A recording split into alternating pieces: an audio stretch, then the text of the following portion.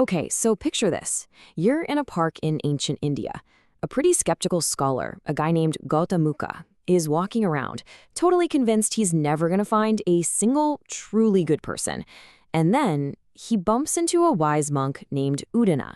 What happens next is this incredible conversation that completely flips the script on how we think about living a good life. It's really a masterclass in ancient wisdom, and it all starts with one very pointed question. So Ghoṭamukha, he does not mince words. He just lays it all out there with this huge, sweeping statement. You can almost hear the cynicism in his voice, right? And this is the challenge that kicks off the whole thing. It's a pretty direct jab. And honestly, the monk's response is probably not what you're expecting. Now, the monk Udāyī, he could have argued. He could have gotten all defensive. But he doesn't do any of that. Instead, he just says, "Hey, I'm happy to talk about this."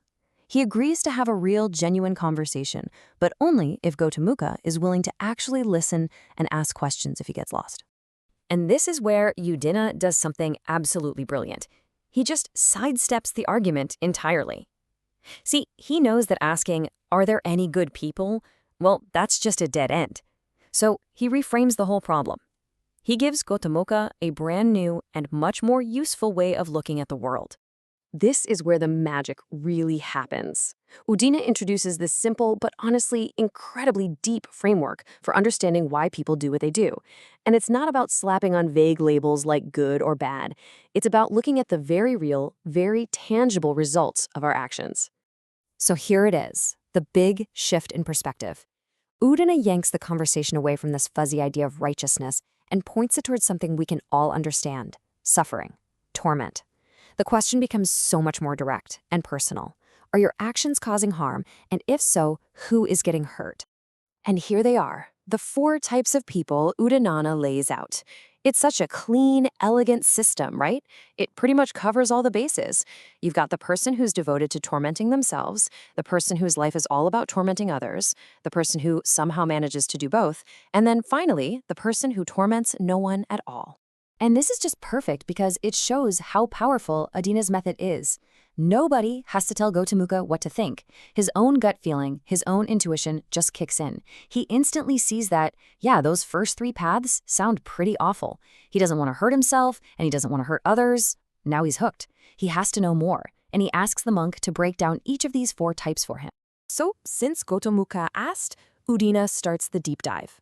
And he begins with those first 3 paths, the different ways that people end up creating suffering in the world for themselves and for everyone else. All right, so the first type is the atantapo. That's pronounced something like atantapo.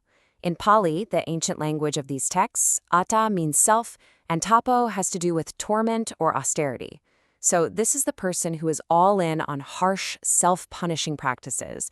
You know, you could almost see a weird parallel today in that extreme hustle culture, where you just grind yourself down to the bone, sacrificing all self-care and ending up totally burnt out. And the examples in the original text are, wow, they are vivid. We're talking about people who are intentionally starving themselves, wearing clothes made out of things like horsehair or bark, and literally sleeping on beds of thorns. It's a whole life dedicated to inflicting pain on your own body, all based on the belief that this is somehow the path to becoming pure. Okay, next up is the parantapo. Parantapo? Here, para means other. This one's pretty straightforward. This is a person whose entire way of making a living is built on hurting other living things. Their job is, by its very nature, violent and harmful. And the examples are just as direct. We've got butchers, hunters, fishermen, thieves, executioners. These are all jobs that literally require the torment of others for you to get by. And you can imagine how this could apply today, right? To anyone whose success really depends on exploiting or harming others, whether it's up close or from a distance. So what about the third type? Well, this is the person who actually manages to combine both kinds of torment. This is often someone in a powerful position who puts themselves through some hardship while at the exact same time causing a ton of suffering for the people around them. The text gives this really powerful example. Think of a king who's putting on some huge, elaborate ritual. So he might be fasting or wearing really uncomfortable clothes. That's him tormenting himself. But at the same time, he's ordering the slaughter of countless animals and forcing his servants, who are probably terrified, to do all the work. It's a path that just radiates suffering in every direction, both inward and outward. All right, so after laying out all these different roads to suffering, Udāyī finally gets to the one that Ghoṭamukha has been waiting for. This is the ideal path. This is the way of living that causes no harm to anyone, period. Even the Pali name says it all, Nevatantapo Naparantapo. That Neva, na part just means neither nor. This is the person who torments neither themselves nor anyone else.